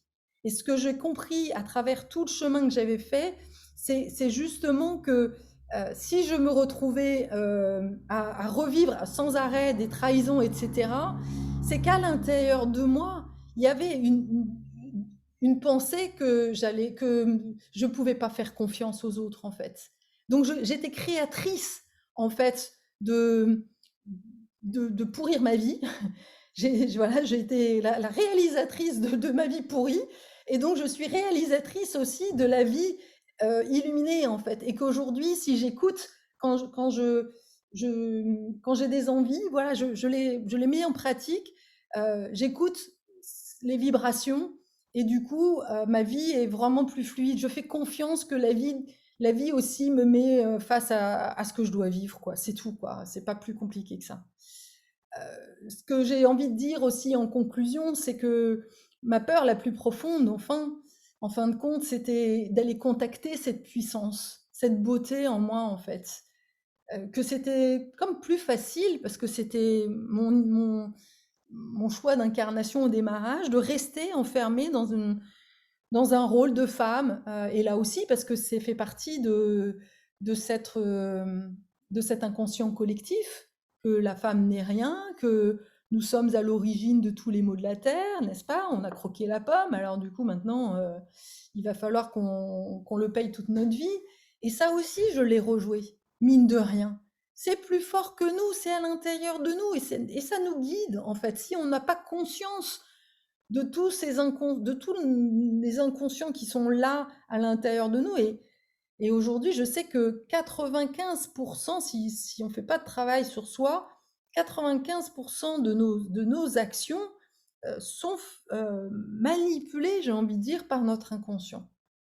Et que du coup, c'est vraiment important de remettre de la lumière, en fait, sur tout cet inconscient, à la fois lié à l'enfance, mais aussi lié à la société, à ce qu'on nous renvoie que oui, si on est une femme sans homme, alors on n'est rien. Si je suis une femme à 50 ans, je quitte mon mari, je me souviens encore un de mes amis qui me disait quand j'avais 45 ans, mais dépêche-toi de trouver un mec parce que à partir de 45 ans, tu voudras plus rien à l'Argus. Et voilà, c'est ça aussi que j'ai découvert, cette puissance. Et cette puissance, je l'ai découverte aussi euh, grâce aux animaux, grâce à ma jument.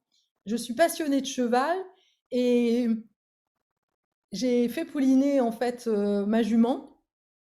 Et à un moment donné, je me suis retrouvée à un moment où bah, elle était toute jeune, toute vive, pleine d'élan, pleine d'énergie justement, comme je disais, hein, ce feu créateur là était bien présent. Et moi, j'avais entendu parler d'un endroit où on pouvait faire un super galop de ouf, quoi. Et donc j'étais avec ma jument, ça faisait 2 fois que j'allais sur l'endroit, et à chaque fois, j'étais là cramponnée parce que j'avais tellement peur qu'elle m'embarque que, voilà, j'étais cramponnée à mes rênes. Et puis à un moment donné, c'était le dernier jour parce qu'après elle partait à un autre endroit, et c'est comme si j'entendais une voix qui me disait: «Mais lâche, lâche, fais confiance dans la vie, fais-toi confiance». Waouh! Et donc là, j'ai dû traverser mes peurs de tomber, mes peurs de mourir, parce que c'est ça aussi qui est là, très présent à ce moment-là. Quand on se rapproche de la zone de génie, c'est vraiment cette peur qui est là. Et quand on est proche aussi de vivre des moments très forts de notre vie, que j'ai revécu d'ailleurs après dans un voyage en Inde, j'avais cette sensation que j'allais vivre les pires moments de ma vie, quoi. Et en fait, j'ai lâché, j'ai fait confiance dans ce que la vie avait à m'apporter. Et j'ai vécu, mais un truc de malade, quoi. Une fusion avec ma jument, et waouh, je me souviens encore, j'avais fait un audio en disant waouh, c'était trop bon, quoi. Et cette sensation de puissance qui était là, que me transmettait ma jument, quoi. Je me dis, mais oui, je suis ça, tout est possible, en fait. Je peux le faire. Et donc voilà, c'est tout ça, toutes ces synchronicités qui ont fait que voilà, j'ai changé d'énergie et qu'aujourd'hui, bah, voilà, je peux, je peux transmettre tout ça. J'ai envie de transmettre. J'ai aussi envie de transmettre ce message, aide-toi et le ciel t'aidera. Et de faire comprendre que notre âme ne se transforme que par l'expérience, en fait. Et que quand on transcende des peurs, on active des nouveaux programmes. On active une force et une foi sacrée. On se reconnecte à quelque chose de bien plus grand, en fait, dont on n'a pas conscience avant, en fait. Et il y a une foi dans la vie qui est juste inimaginable. C'est la photo de ma grand-mère et je lui rends hommage aujourd'hui parce que c'est vraiment la première femme qui a été voilà, ma première guide dans ma vie. Ma famille, je l'ai dit, était vraiment dysfonctionnelle, mais s'il y avait bien une personne qui m'a apporté, qui m'a enseigné l'amour, c'était elle en fait. Elle était vraiment un amour, je ne peux pas le dire autrement. Elle était tout amour en fait. Elle aimait tout le monde mais quelque part elle était dans l'ombre de mon grand-père et elle est l'archétype aussi de ces femmes de ma lignée qui ont toujours été l'ombre de leurs hommes en fait. Et voilà. Euh, En me mettant dans la lumière, oui, en me mettant dans la lumière, je leur permets aussi de retrouver leur dignité et la paix. Et ce que je voulais dire aussi, c'est que quand il y a une personne qui change, on dit ça dans le chamanisme, quand il y a une personne qui change vraiment, qui change d'énergie, eh bien, on rayonne tellement. C'est pour ça que j'ai appelé mon programme Le Phare, mais c'est pas le sujet ce soir. Mais c'est pour dire qu'on rayonne en fait. Il y a quelque chose voilà, qui transforme en fait les gens.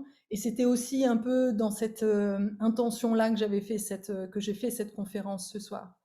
Et puis, j'ai envie de terminer par un message que j'ai reçu de mon chat. J'ai perdu mon chat en retour de vacances et, et j'ai fait appel à une fée, une femme magnifique qui s'appelle Cécile Guillaume, qui fait de la médiation, de la communication animale. J'avais déjà fait appel à elle quand on a déménagé et que Yuko m'avait commencé à me faire caca partout et que je voyais bien qu'il avait un message à me transmettre, mais moi, je n'étais pas capable de capter. Et donc, comme je voyais pas mon chat revenir, bah, je l'ai contacté pour lui demander si mon chat était vivant. Et voilà le message que m'a transmis Cécile. Je sais que Carole est inquiète. Si je pouvais, je rentrerais. La colère n'a pas sa place ici. Il est demandé d'accepter, de lâcher prise, de vivre l'instant. Peu importe que je revienne ou non, Carole peut se relier au tout, à plus grand, pour rester dans l'amour, connectée à l'amour qu'elle me partage pour m'accompagner et que je continue à l'accompagner dans sa vie. Si elle a quelque chose à apprendre, c'est rester dans l'amour, quel que soit le contexte. Je suis cet apprentissage, une nouvelle forme de cet apprentissage. Je sais qu'elle est capable d'entendre ces mots et de les recevoir, qu'elle peut laisser cette leçon et ces mots infusés en elle pour rejoindre son cœur à chaque fois qu'elle se sent perdue ou vulnérable. Elle peut se relier à l'amour pour moi et alors je suis là. Carole est aimée, à chacun de ses pas, et quels que soient les aléas dans sa matière. Que ces mots se gravent dans son cœur. J'ai été tellement touchée en fait par ce message en fait d'amour en fait et que j'avais vraiment envie de partager, de finir cette conférence par ça parce que ce message il est valable pour tous en fait. Il est voilà, il est à l'intention de vous tous que si on reste dans l'amour et dans l'amour de soi d'abord, ça, c'est vraiment important. On a tendance, nous, les femmes, à penser aux autres d'abord. Je crois qu'il y a vraiment un retour à soi à opérer et de choisir ce qui est bon pour nous, même si ça déplaît aux autres.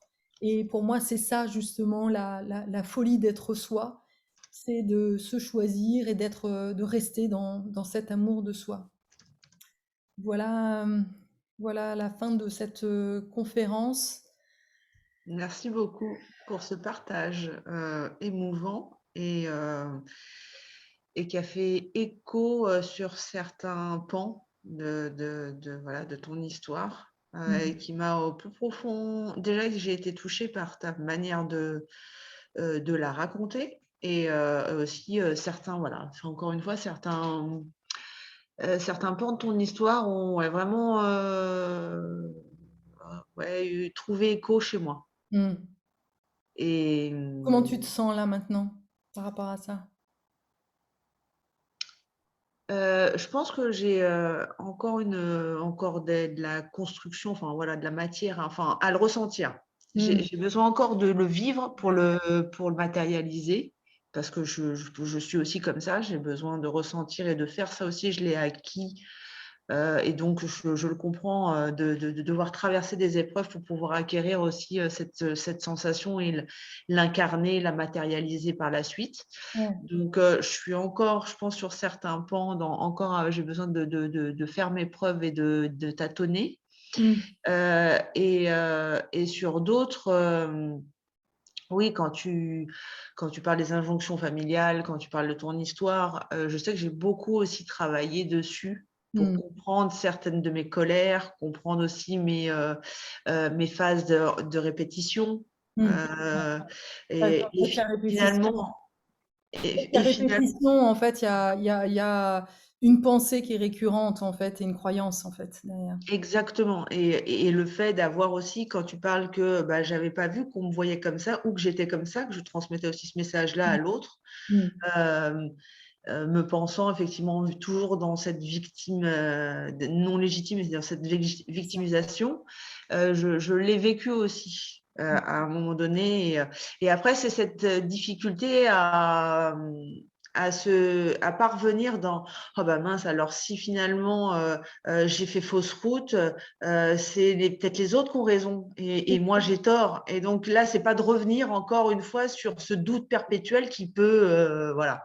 Mais cette résistance, en Ouais. fait, elle est très forte. Moi, au moment de cuisiner là, je me souviens, même si j'avais vraiment pas mal travaillé déjà, le fait de me retrouver, de nouveau virée comme une malpropre, il y a une part de moi qui se disait et ça a été encore plus fort chez Visa où je me disais: «Et s'ils avaient raison?» alors que je me suis fait virer, pour avoir, soi-disant maltraité mes collaborateurs, alors qu'en fait, j'avais juste, informé, en fait, une de mes collaboratrices que je pensais qu'elle était surdouée et Mmh mh. qu'elle devait, mais par contre qu'il y avait un côté tellement plus que parfaite chez elle qu'elle devait qu'elle avait un côté un peu tyrannique avec les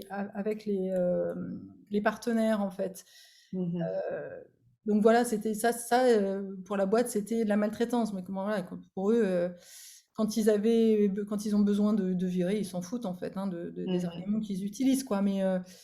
Mais voilà, en effet, c'est cette part de nous qui sommes tellement des victimes dans l'absolu, j'ai envie de dire. Mais comme je le disais, pour moi, ça vient même ouais, du début de l'humanité, quoi. Là, j'ai relu un bouquin sur Ève, mais c'est pas ça, en fait. C'est pas la vraie histoire qu'on nous a racontée, quoi. Mmh.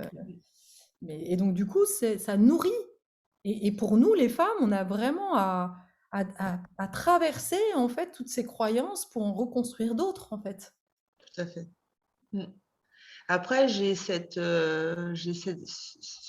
petite voix qui est au fond de moi et peut-être parce que je vis aussi avec un homme qui est très cartésien et qui pour lui, qui passe, tu le vois, enfin, tu l'as vu passer.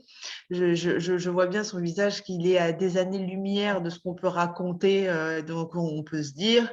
Alors que moi, j'ai vécu des choses où j'étais limite au bord des larmes quand tu parlais. Ouais, bah, je sentais. Hem et hem et donc j'ai cette voix qui me dit, «Est-ce que finalement, c'est c'est c'est intéressant ou on s'empêche pas de vivre aussi parce qu'on réfléchit trop?» Mmh, mmh. Oui, oui, bah, Voilà, j'ai il y a ce il y a cet questionnement-là aussi. il y a cet équilibre, en effet, à trouver, mais moi, je sais que, maintenant que j'ai passé beaucoup de temps à réfléchir et que maintenant je vis. Mais Mmh. que tant que je n'avais pas trouvé qui j'étais et compris en fait ce qui me pourrissait ma vie, je pouvais pas vivre en fait.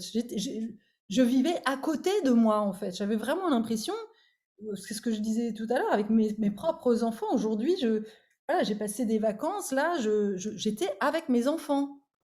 C'est vraiment, ça fait partie des premiers moments comme ça. Et d'ailleurs, ils l'ont vécu, ils l'ont ressenti aussi comme ça, en fait. Alors qu'avant, j'étais là, mais en fait, j'étais pas là, Mhm. tu vois? Oui, Donc, c'est de retrouver une qualité finalement, une qualité de vie, enfin oui, et un puis, moment, un vrai ancrage, un- euh, oui, une vraie présence. une présence, voilà, une présence, et puis aussi du sens, parce que euh, moi, il y a un moment donné où ma vie, vraiment, ouais, ce que je disais, le côté paillettes, tout ça, c'est bien. Quand j'étais en Grèce, c'était à la fois le bonheur, le paradis, et à la fois, il y avait une part de moi qui voyait que c'était du bling bling, quoi. Et bah, j'aimais pas trop cette part-là, en fait. Alors bon, je négociais avec moi-même, j'ai essayé de faire des associations, d'être dans des associations, etc. Mais j'étais pas très alignée, en fait. Hmm. Et je vois bien la différence aujourd'hui dans ce que je fais, dans le plaisir que j'ai de me lever le matin. Alors ma vie n'est pas toute rose non plus, hein, mais quand même, ça, le simple fait de me dire, mais d'abord je choisis mes horaires, enfin il y a quand même... Et puis je suis dans la nature, enfin j'habite à Strasbourg, j'ai fini quand même par y aller, et malgré tout, et ça c'est un bonheur quoi. Et aujourd'hui je suis en train de me dire, bah, peut-être que je vais redescendre dans le sud, parce que je fais une formation, enfin j'ai beaucoup d'amis dans le sud, mais c'est mes choix en fait. Ouais. Et ça, ouais, là j'ai vraiment l'impression, moi, qui cette valeur de liberté qui était très forte, là je me sens libre. Et vraiment, Mais du coup, est-ce que c'est pas le choix? Le fait d'avoir posé des intentions, effectivement, de les avoir compris, parce qu'il y a eu effectivement voilà, un parcours qui a été fait, mais le fait aussi de se dire, voilà, je suis libre de vivre ma vie oui, et de choisir, qui fait que bah, il y a une espèce d'éveil. Alors, bien sûr, ça passe par la capacité derrière d'être d'oser faire. Et ça, oui, c'est voilà, c'est la zone de confort, sortir de sa zone de confort, de se projeter dans des choses qui font un peu peur, dans c'est lesquelles ça, on a envie, des fois, un peu peur de mourir. complètement, ouais. Mais voilà, Mais est-ce oui, que je. oui, oui, en effet, c'est les choix. Et c'est aller dans l'action, en fait. C'est vraiment prendre le risque. Parce qu'il n'y a pas de vie tant que tu prends pas de risque. Tu es dans une espèce de... Et je pense que quelque part, moi je suis chemin de vie 5, mais aujourd'hui, en plus, en ce moment, enfin, je pense que tous les hommes, tous les humains sont face à ce choix-là, cette sensation, enfin, je sais plus, j'entendais, il y a 80% des salariés qui veulent se barrer, il y a je sais pas combien de taux de dépression et tout ça, mais tout le monde va mal. Oui, oui, oui. Tout le monde va mal parce que personne est en accord avec qui ils sont vraiment. Et qu'il y a justement ces injonctions de sécurité, de tout ça, qui nous plombent en fait. On cohabite plus que on vit vraiment. Oui, Moi, j'avais ce rêve de petite fille là, c'est-à-dire que pourquoi aussi je suis venue à cette conférence, c'est que déjà, effectivement, de la peur à la folie, ça me parlait, rien que le titre était assez évocateur pour moi. Mais il y avait aussi ce rêve de petite fille qui finalement a été plutôt dans une famille qui était aimante, mais avec effectivement des règles assez immuable dans laquelle moi je me suis, en plus étant fille unique, voilà, je me suis insérée et j'ai toujours eu cette sensation de je ne pourrais jamais faire aussi bien que mes parents. ouais, J'avais déjà très petite cette sensation d'être de toute façon d'avoir beau faire tout, d'être jamais à la hauteur. Et ça m'a suivi voilà, toute ma vie. Et puis, ce rêve aussi, de plus en plus, de me dire, mais moi, ce que j'aime, c'est effectivement d'être au contact de la nature, de voir des belles bâtisses, de partager avec les gens, ouais, de vivre ces moments simples. Et je n'arrivais pas jusque-là à trouver quelque chose qui puisse, dans cette vie, matériel, capitaliste, où on demande du leadership, où on demande d'être un talent plus qu'une personne. Et pour moi, tout ça, c'est l'opposé de ce que je suis. C'est ça. Euh, alors, il faut que je trouve un équilibre parce que je sais aussi qu'on n'est pas dans le monde de oui, oui, oui, oui, et que derrière, il y a des choses à payer. J'ai une petite fille et que… Oui, mais c'est ça aussi le message que je veux transmettre. Je ne l'ai pas dit à la fin, mais aujourd'hui, une des solutions, parce qu'au départ, une de mes peurs aussi, c'était de me dire, OK, accompagner, très bien, mais pareil, je ne suis pas dans le pays des oui-oui.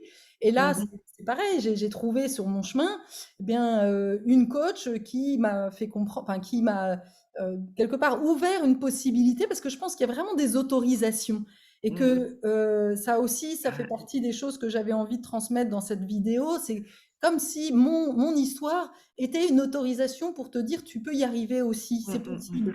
Et que du coup, l'autorisation que Caroline Gauthier, pour pas la nommer, m'a faite, c'est de dire, mais oui, mais on peut accompagner et aussi gagner de l'argent, quoi. mhm, Et ça a été, je suis passée de, je gagnais, je sais plus, 7 000 euros. Mon mari, à l'époque, en gagnait 10 000 à peu près. Donc, on était très, très bien, très, très à l'aise. Après, j'ai perdu au moment du divorce. Et puis, au moment où, justement, je me suis fait virer, c'est comme si tout d'un coup, j'ai commencé à voir l'argent comme étant le pire des choses, tu vois.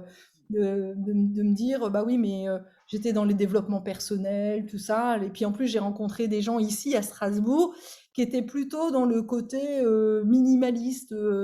Comment on dit? Il y avait un terme, il y a un terme de développement. Enfin, voilà, des gens qui se disent qu'il faut qu'on revienne presque à l'âge de pierre, quoi. Je me souviens plus le terme là. Et donc du coup, j'étais un petit peu dans cette réflexion-là, de me dire, bah oui, c'est vrai, l'argent, c'est sale, machin bidule. Et donc du coup, bah évidemment, j'ai eu du mal à gagner de l'argent, et jusqu'à ce que je trouve cette coach-là, qui justement me montre que bah non, en fait, l'argent, et je fasse aussi pas mal de stages sur cette notion d'argent, pour dire que l'argent, c'est une énergie, et que c'est pas l'argent qui est sale, c'est ce qu'on en fait. Et que mhm. justement, pour moi, il y a là aussi un changement de paradigme à faire, c'est-à-dire que à faire changer l'argent de camp. L'argent, aujourd'hui, il est entre les mains de gens qui sont très cerveau gauche, le côté très matérialiste, le pouvoir, machin. Et pour moi, enfin, en tous les cas, moi, c'est vraiment une de mes intentions dans mes accompagnements, c'est d'accompagner plus les femmes pour justement les reconnecter à cette puissance qui passe aussi par l'argent. L'argent, c'est la même, mais là, on touche à tous les tabous, hein, sexualité, tout ça, Ah, oui, tout à fait. c'est le même lot, hein, donc il y a du boulot, hein, pour se libérer de tout ça. Mais voilà, ça a été aussi une autorisation de me dire, mais oui, en fait, si je fais des accompagnements haut de gamme, ben, je ne suis pas obligée de faire comme la plupart des coachs qui gagnent 60 euros et qui doivent bosser comme des malades. Non, il y a d'autres façons de faire, en fait. Et c'est ça, pour moi, on a tout à réinventer là en ce moment. Et Et je crois que ça commence quand même, hein, qu'il y a quand même des choses qui se développent, tant sur toute la partie, le changement climatique, sur des sociétés à impact. Alors, il faut faire attention avec ça, société à impact, parce que c'est bien le mot à la mode aussi. Et on trouve tout et rien, mais enfin, voilà, il y a des plateformes de recrutement aussi, d'insertion professionnelle qui se développent dans ce sens-là pour permettre aux jeunes aussi de se sentir utiles et d'avoir un métier de sens. Alors après, ouais, encore une fois, il faut faire attention parce que tout le monde surfe sur cette tendance et c'est comme le mot résilience, je ne peux plus le voir. mm, J'en entends trop parler, quoi. mm. Et, Ça, et c'est là où c'est difficile de faire confiance et de savoir où se diriger, parce que moi j'ai fait du marketing pendant 20 ans, donc je sais de quoi je parle, hein, enfin, c'est ce qu'on me demandait, moi je le faisais pas, mais en tous les cas, c'est ce qu'on me demandait, de manipuler un petit peu les mots, etc., pour pas dire les choses, quoi. Et aujourd'hui, et malheureusement, toi, l'expérience client, par exemple, moi, ma première boîte, c'était sur l'expérience client. Et quand j'ai commencé, là, à l'époque, personne ne connaissait ce terme-là. Aujourd'hui, l'expérience client, tout le monde en parle, mais personne ne le fait. oui. Personne ne le fait. Mm, Et d'ailleurs, et ce qui est fou, c'est que celles qui le font n'en parlent pas. mm. Parce que justement, elles sont dans cet excès d'humilité que je retrouve très souvent chez les hypersensibles, Ou qui les font hauts les choses, potentiels. voilà, et au potentiel pareil, qui font des choses superbes, mais qui justement ont tellement peur d'être mis dans la lumière, de peur justement de paraître arrogante, etc., que du coup on reste dans l'ombre. Et moi, ça, j'en ai marre de voir ça. C'est pour ça aussi que j'ose me mettre un peu plus dans la lumière, parce que je pense il est temps aussi que les personnes qui sont authentiques, voilà, qui font vraiment des choses bien, le disent. Parce Mhm. que, et se montrent, parce que sinon on les voit pas, et donc du coup les gens vont toujours se retrouver entre les pattes de gens qui finalement exploitent juste des mots, des mots à la mode, et des filons, et exploitent les filons, quoi. Et ça m'énerve, quoi. Ouais. Je l'entends. Voilà. Bah, merci en tout cas pour cette conférence. C'était vraiment Bah, merci d'avoir été là, du coup, parce que très intéressant. Oui, j'aurais aimé avoir plus de monde pour que mes... ah ouais, bah écoute, je la referai de toute façon en live. J'en ferai une. Voilà, je sens que c'est vraiment quelque chose qui me plaît et qui m'anime. Donc voilà. Bah, Ouais, bravo pour ce parcours et merci pour la conférence. En tout cas, c'était très bah, merci. instructif et j'ai vraiment apprécié ce moment et de te revoir aussi Mais oui, dans moi d'autres aussi. conditions. Ouais, tout à fait, avec plaisir. Merci beaucoup. Bonne fin de soirée. Merci à toi Au aussi. revoir. Au revoir.